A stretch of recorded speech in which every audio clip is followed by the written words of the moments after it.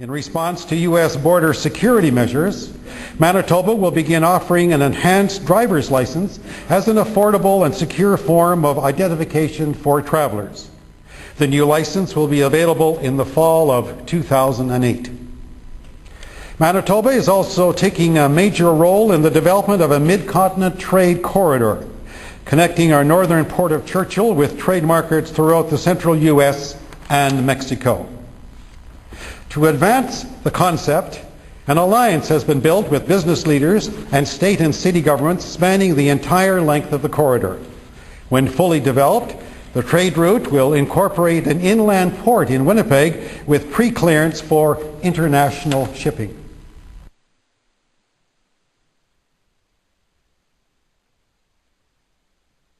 Thank you. As you three leaders meet here, there are a growing number of people in each of your countries who have expressed concern about the Security and Prosperity Partnership. This is addressed to all three of you.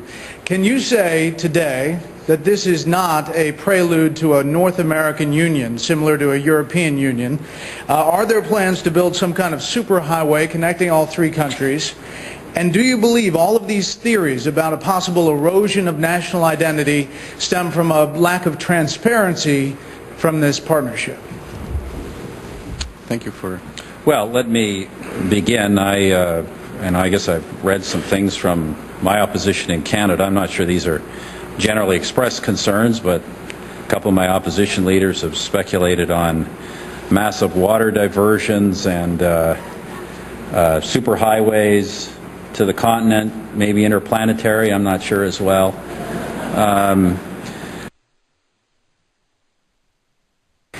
And I'm amused by some of the speculation, some of the old, you call them political scare tactics. If you've been in politics as long as I am, you get used to that kind of technique, where you lay out a conspiracy and then force people to try to prove it doesn't exist. And that's just the way some people operate. And so I appreciate that question. I'm amused by the difference between what actually takes place in the meetings and what some are trying to say takes place. It's quite comical, actually, when you realize the difference between reality and what some people are talking on TV about. Manitoba is also taking a major role in the development of a mid-continent trade corridor. Maybe interplanetary, I'm not sure. Connecting our northern port of Churchill with trade markets throughout the central U.S. and Mexico. Speculation. An alliance has been built with business leaders and state and city governments spanning the entire length of the corridor. Conspiracy. When fully developed, the trade route will incorporate an inland port in Winnipeg with pre-clearance for international shipping.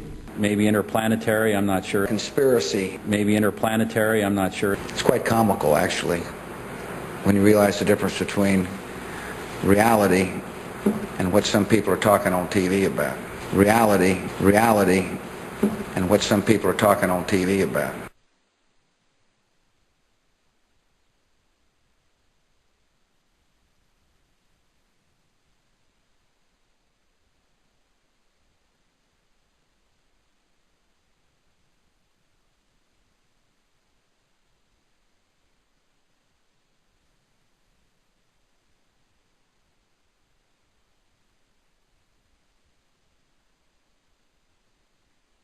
The United States is a force for good.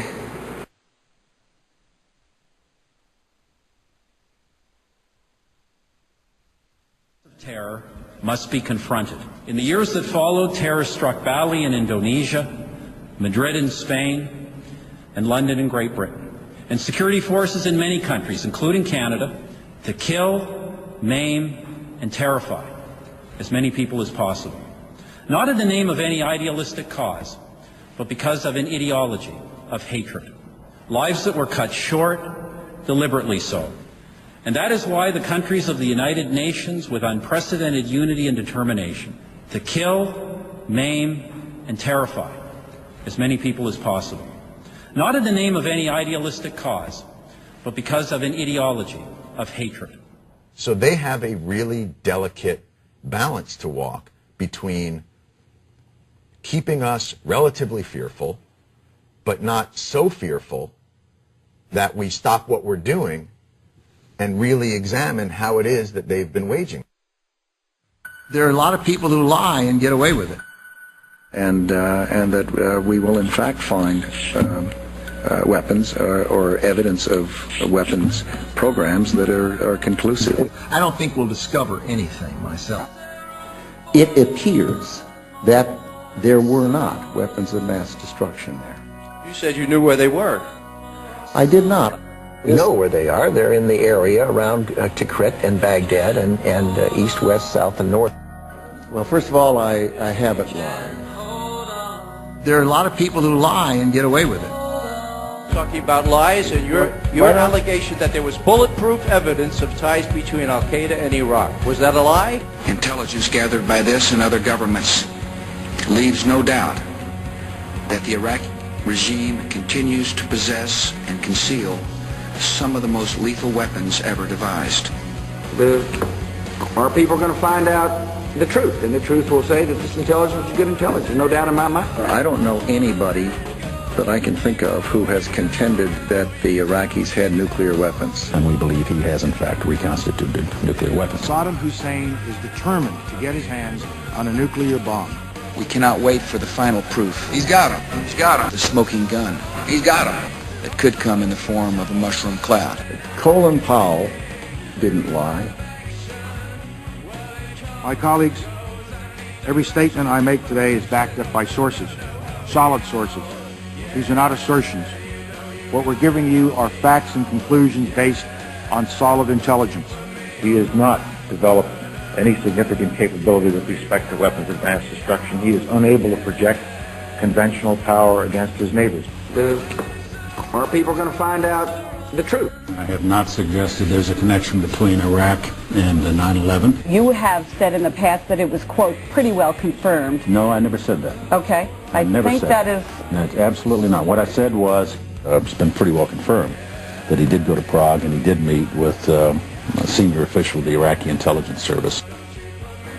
Saddam Hussein aids and protects terrorists, including members of Al-Qaeda. Secretly and without fingerprints, he could provide one of his hidden weapons to terrorists or help them develop their own. What did Iraq have to do with what? The attack on the World Trade Center. Nothing. He said there were three main reasons for going to war in Iraq.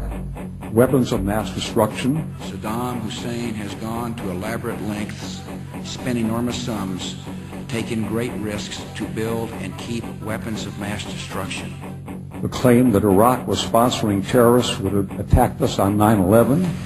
Before September the 11th, many in the world believed that Saddam Hussein could be contained. And that Iraq had purchased nuclear materials from Niger. The regime is seeking a nuclear bomb.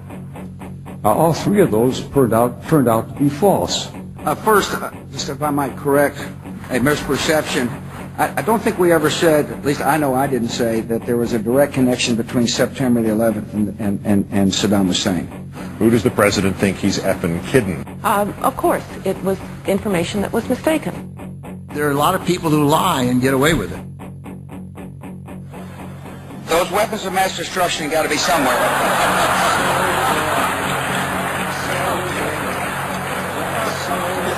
Nope, no weapons over there.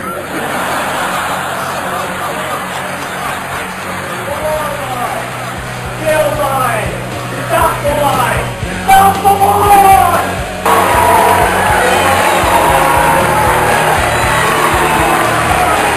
It is a clear violation of the law.